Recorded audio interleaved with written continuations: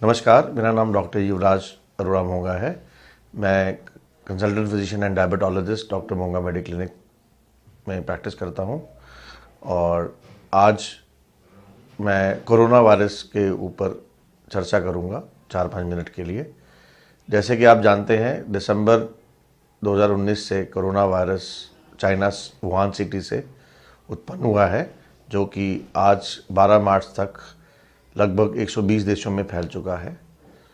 तो ये एक आरएनए वायरस है जो कि समझा जाता है जानवरों से इंसान के अंदर ट्रांसमिट हुआ है और ये बहुत ही इजीली ट्रांसमिट हो जाता है एक कोरोना वायरस का जो पेशेंट होता है दूसरे इंसानों में। तो इसका जो ट्रांसमिशन है वो ड्रॉपलेट से होता है। जैसे मैं बात कर रहा हूँ तो मेरे मुंह से लाखों करोड़ों थूक के छोटे छोटे कण निकलते हैं।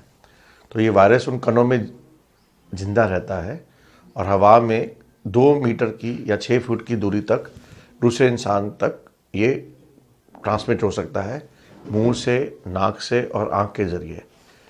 तो इसका एक बचाव का तरीका है कि हमें कम से कम 3 से 6 फुट की दूरी बनाए रखनी है।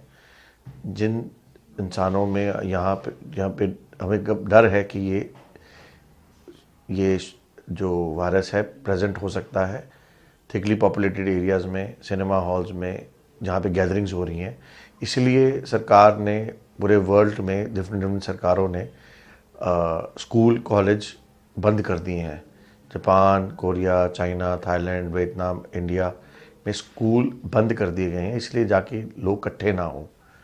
इसी तरह काफ़ी सरकारों ने, प्राइवेट कंपनीज़ ने वर्क फ्रॉम होम के लिए सारे अपने एम्प्लॉयज़ को बोला है लोग इकट्ठे ना हों, क्योंकि ये वायरस एक दूसरे से फैलता है।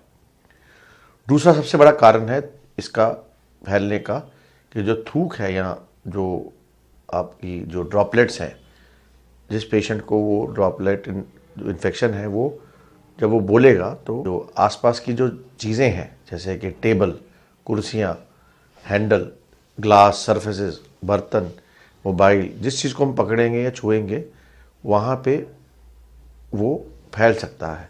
तो कोरोना वायरस आम जगहों पर या फर्श सरफेसेस पे 3 to 7 डेज जिंदा रह सकता है। तो इसलिए फैलने की संभावना बहुत ज़्यादा है। तो ये 2 बहुत बड़े कारण हैं, मुंह से ड्रॉपलेट से और सरफेसेस से इसका फैलना। तो बचाव के लिए क्या करना चाहिए?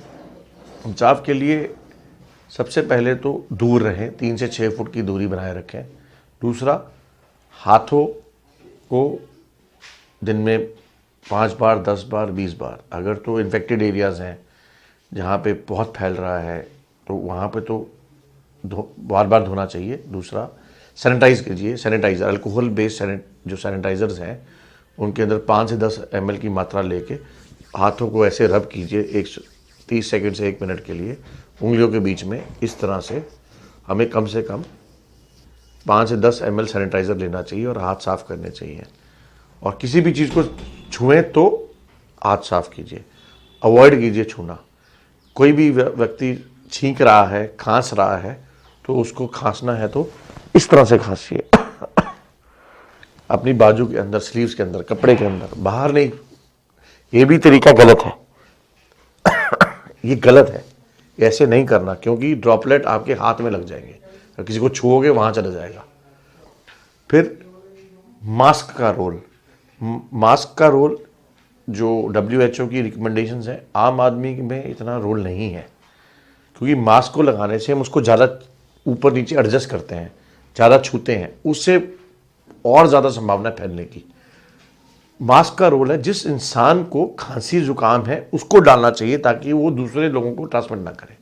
हाँ, हाई रिस्क एरियाज़ में जो अस्पतालों में काम कर रहे हैं, जो पेशेंट से डील कर रहे हैं, हमें जहाँ पे सस्पिशन है, फैमिली में सस्पिशन है, तो वहाँ पे जो आसपास के लोग हैं उनको तो मास्क डालना ज़रूरी है और डालना चाहिए।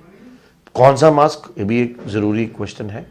N95, N99 डालना ज़रूरी नहीं है, ये काफ़ी बड़ा वायरस है।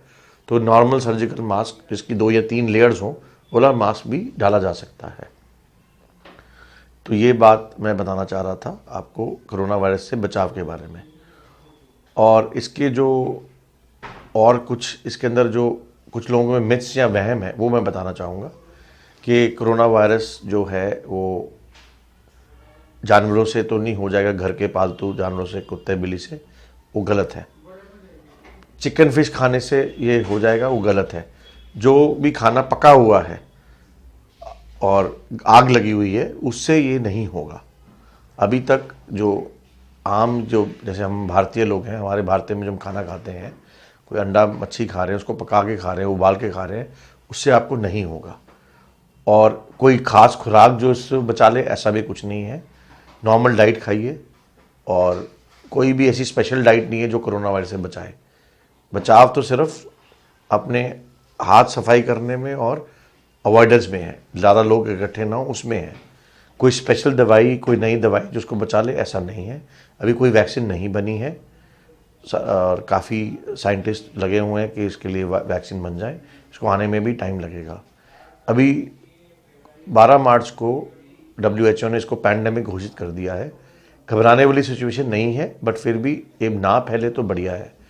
काफ़ी देश, अब चाइना में इसका जो प्रकोप है वो कम हो गया है, क्योंकि उन्होंने इसको लोगों को क्वारंटाइन किया है, सिटीज़ को सील किया है। भारत सरकार ने भी पूरे वर्ल्ड से बाहर के लोगों के वीज़ा कैंसिल कर दिए हैं, फॉरेनर्स के। सिनेमा हॉल दिल्ली में बंद कर दिए गए हैं, स्कूल बंद कर दिए गए हैं, लोग इकट्ठे ना हो। तो हम सही दिशा में चल रहे हैं, पैनिक होने की ज़रूरत नहीं है। कोई भी व्यक्ति को कोई ज़ुकाम, नज़ला और छींके आए, बुखार हो, तो वो अपने लोकल डॉक्टर को दिखाए। उनको लगेगा तो कोरोना वायरस की जांच हर जगह नहीं होती है। भारत में 52 लैब्स हैं, उसमें से दिल्ली, उत्तरी भारत में 3 लैब्स हैं, RML अस्पताल में, एम्स में और सेंटर फॉर डिजीज़ कंट्रोल की लैब है जहाँ पे इसकी जांच होती है। और किसी भी गलत न्यूज़ में मत जाइए, घबराइए नहीं और बेसिक चीज़ों का ध्यान रखिए। धन्यवाद।